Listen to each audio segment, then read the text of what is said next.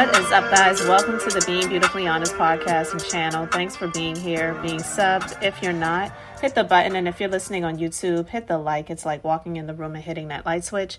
Let's brighten up the place and get into the royal drama. So we know that Meghan and Harry did a sit down with, oh my God, it's just nuts. They did a sit down recently with Jane Pauley. And they discussed a number of topics, and it was, pretty much going to be like the announcement for the launch of their platform to help children who are being bullied online and who have had thoughts of taking their lives or possible attempts at doing that type of stuff, which is tragic and horrible. And I'm all for anyone out here helping children, especially when it comes to online, because there definitely is a lot of stuff that goes on online. But it's being reported that Meghan was very annoyed and screamed at CBS producers, and she couldn't contain her anger due to questions that she received. So she discussed her ideation of taking her own life in a recent CBS Sunday Morning interview.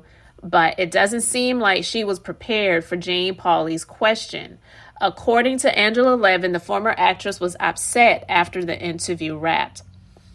After the interview was over, she was apparently screaming to the producers, very, very annoyed at what they had asked her. You mustn't do that with Meghan because she's in control, but you could see she couldn't contain her anger, her fury. Just the same as in and out of the interview, she couldn't stand Harry speaking. She would look at him with such harsh eyes and such a terrible expression on her face because she didn't want him to talk, I imagine. The Sussexes appeared on the morning show on Sunday, August 4th to discuss Archewell's Parents Network. But Pauley mentioned Meghan's past thoughts of taking her life since they were on the topic of mental health.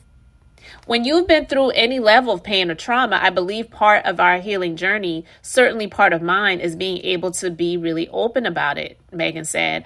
I really scraped the surface on my experience, but I do think that I would never want someone else to feel that way, and I would never want someone else to be making those sort of plans, and I would never want someone else to not be believed.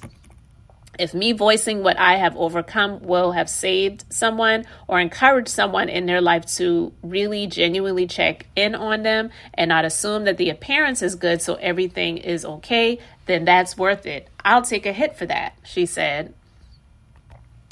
And the author further said that she couldn't stand to let Harry speak during the interview. She said she would look at him with such harsh eyes and such a terrible expression on her face because she didn't want him to talk.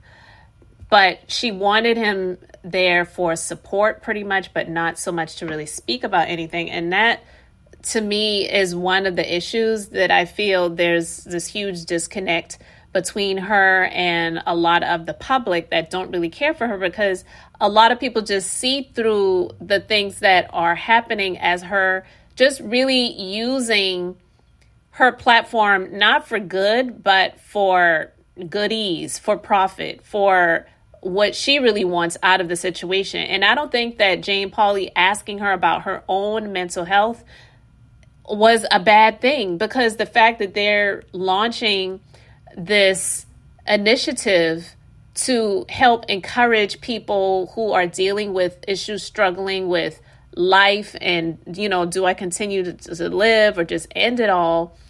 Whether they are children, young adults, or maybe even adults. When she did the sit-down interview with Oprah in 21, and she pretty much admitted that she was thinking about, she didn't say she made any attempts to do it, but she was thinking about doing it. So it would make sense for Jane Pauley to ask her that question. So for her to be yelling at the producers after the fact and behind the scenes and getting upset with the question, why would she think that she wouldn't go there when she did this interview with Oprah to talk about it before? It just made perfect sense. So I don't know why she would have been going off on Jane, not on Jane Pauley, of course, but on the producers and behind the scenes and screaming at people after the interview. And she was annoyed by the line of questioning. It didn't sound like she did anything that was off the rails or it was intrusive. I don't think she asked her anything about her and Prince Harry's sex life or, anything along those lines. I just don't feel that anything was done that was inappropriate. And then wanting Harry to be there, to just be there as support, but not to really speak much. And then that placement of the hand on the knee sort of thing to just, I don't know. It to me was looking a bit performative, but getting annoyed when he was speaking. Why even have him there? Because she could have done the interview by herself with Jane Pauley. But I will be honest, I don't feel like they wanted to do the interview really with her. They really wanted to do it with him and her.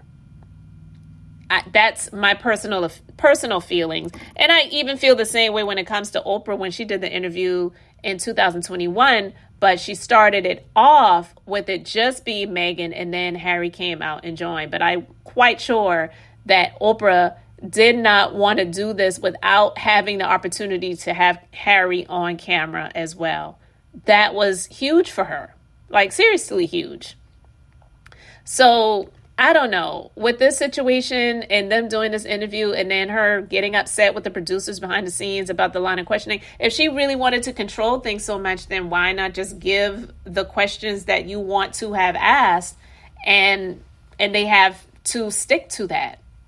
I don't know, because I don't believe that if that was done, Jane Pauley would have went off the rails to ask something that she was told not to ask about. So it doesn't sound like there was anything that said that she couldn't ask about anything like that. I could be wrong, but those are just my thoughts. You can let me know yours in the comments. Thanks so much for being here, liking, and subscribing. I'm Beth, just being beautifully honest. So until next time, I wanted to keep it brief, beautiful, and now I'm going to say bye.